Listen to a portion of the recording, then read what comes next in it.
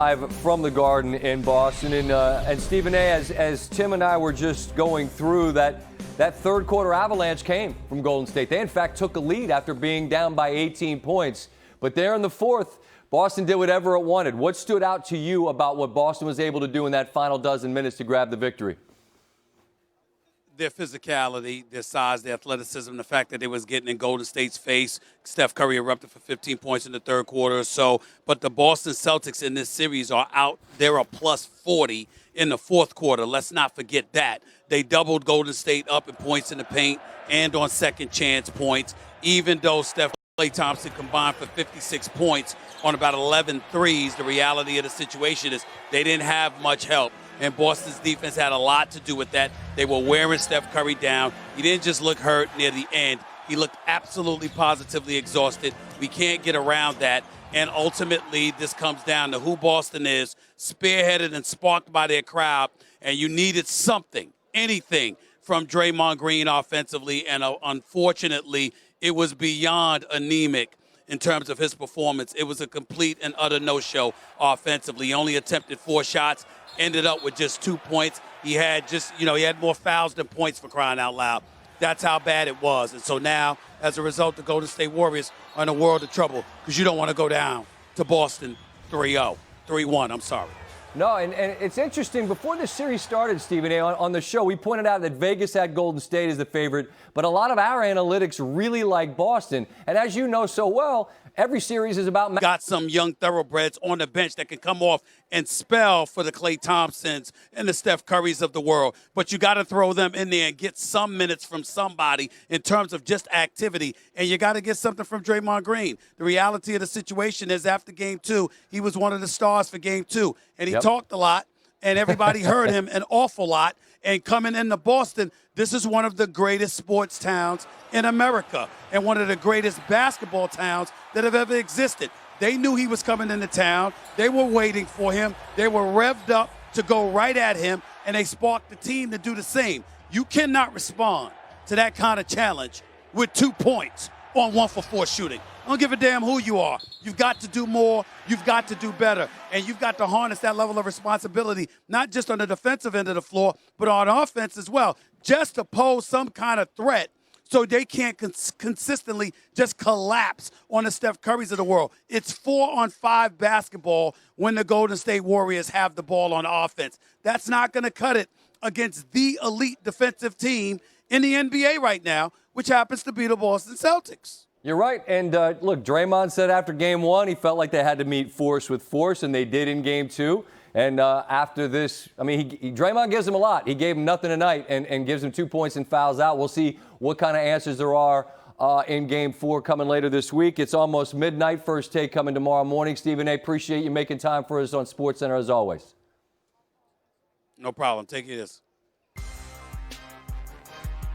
Massive differential in the third and fourth quarters. Tim Legler here. We'll hear from Steve Kerr here in just a moment, who did say the Steph Curry situation, no injury there, so that's good news for Golden State. And there are a number of good news for Golden State in this game in a lot of ways, right? You get Steph for 30-plus. You get Klay go for 25-plus. You get the third quarter barrage. That's a recipe that a lot of times works. It didn't in this game. They get overwhelmed physically by the Celtics for most of the game. What was the biggest issue for Golden State? The physical aspect of the game was too much for Golden State tonight. And look, they got doubled up on second chance points. They got doubled up on points in the paint. I'm sure they got doubled up on loose balls, but none of those are great touchscreens. They also got doubled up by not being able to contain the basketball off the dribble. It was straight line dribble drive all night. This one kind of fascinated me. This is toward the end of the first half. Marcus Smart backs this thing out at Scott. This isn't even one of their primary scores. He's pointing over here at his guys. And basically what he is saying is, you three guys over here on the weak side of the floor, just get out of the way because I want to operate against Otto Porter. And if you're Andrew Wiggins and you're on the strong side corner, you cannot leave Jaylen Brown here. So you've got to communicate right now to Otto Porter. And you've got to tell him, you've got to get up here on his high side. And this basketball has got to come. None of this stuff's working, by the way. That's a complete failure on the touchscreen. None of this stuff is working. But you got to get Otto Porter up here on the high side, Scott, and you've got to force this ball to come here where all of your traffic is. Right? He doesn't allow that to happen. Watch, Marcus Smart just puts his head down from 42 feet out. and just go straight line dribble drive all the way to the rim. And this was pretty much symptomatic of the entire first half. Same thing here. And this is a critical time. Golden State makes their run. They get it to 9 points. And again, Jason Tatum's at 40 feet from the basket, and he is just going to make up his mind, win this, get to the lane, knowing that Klay Thompson cannot leave strong side corner. He's got to stay with Jaylen Brown. The first resistance he hits is here, inside the dotted line. It's Draymond Green, who is not a shot blocker. He's back here trying to draw charges. Jason Tatum just puts his head down, gets to the rim, no physical contact. And to me, when I watched them in the first half operate, it was basically whoever got the ball, saw a matchup in front of them, they were going straight line at that guy, knowing they were going to get anywhere they wanted to on the floor. If they did finally give help, they kicked out, they made a couple of threes. But for me, it was just simply winning that matchup that was in front of you.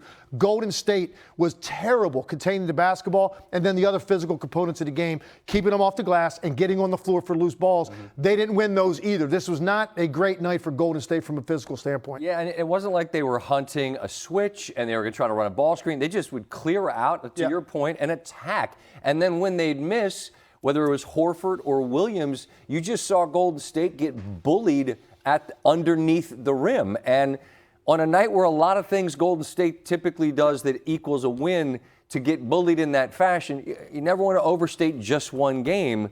But I wonder the residuals of this for Boston carry on really well if they're able to replicate them. Yeah, Golden State tonight just looked small and inadequate. And I just wonder with Steve Kerr what he's going to do. Maybe you go to a Kuminga. Poole right now is not giving you anything offensively, and he's not doing the job defensively. Get bigger, get more athletic. I think there are some things you can do off the dribble. And if Boston makes threes in the next game because you're so concerned about controlling the paint defensively, then so be it. You're not beating this team anyway if they're going to make 15, 20 threes. But they've got to do a much better job of keeping the ball out of the lane off the initial dribble drive penetration. They got in foul trouble. It's also hurt. It makes guys tentative to want to stay in front. But some of that's their own doing. They were ill-advised fouls of Steph Curry, Draymond Green a couple different times tonight. They hurt themselves putting themselves in that position. Draymond fouls out. He had 2 points and 4 rebounds. Look, we know he gives them so much, but on this night, you're looking in this box score, and he gave them nothing. He's got a lot of space offensively when they're chasing Klay and Steph around. When those guys are hitting and the defense gets extended, Draymond Green has a lot of space to operate to go make plays. You can't give him 2 points from that spot when they are now extending that much to guard Steph and Klay. It's that simple. All right, so I mentioned Steve Kerr, and he'll begin with the update on Steph and then addressing some of these concerns, which after tonight are significant. Was there an injury to Steph Curry that forced him out of the game? No. You mean when they dove on the floor for the jump ball? Yeah. I kept him in the game. Right, and then you took him out at the 2 I minute mark. took him out with 2 minutes left because we were down by 14 points. So No concern for Steph moving forward. I didn't say that. The injury didn't force him out of the game, but I took him out down 14 with 2 minutes left because we weren't going to catch up. So is there an injury? We'll know more tomorrow. Tim, here in the middle. They were clearly hunting Steph a little bit in this game. Was the foul trouble part of that, or did he get foul trouble and then do you think they started hunting? And how did you think that relationship happened with him out there? Yeah, I mean, that's not a surprise. You know, they're going to put him in pick and roll. They're going to put a few of our guys in pick and roll, try to, make us guard. Steph picked up a couple of unfortunate ones early, but I didn't think the foul trouble really affected the game. We just kept him out there, and I don't know, did he finish with 4 fouls? So he played through it really well. He guarded like crazy, and obviously his shot making was incredible in that third quarter. It allowed us to take the lead, but we didn't have enough in the fourth.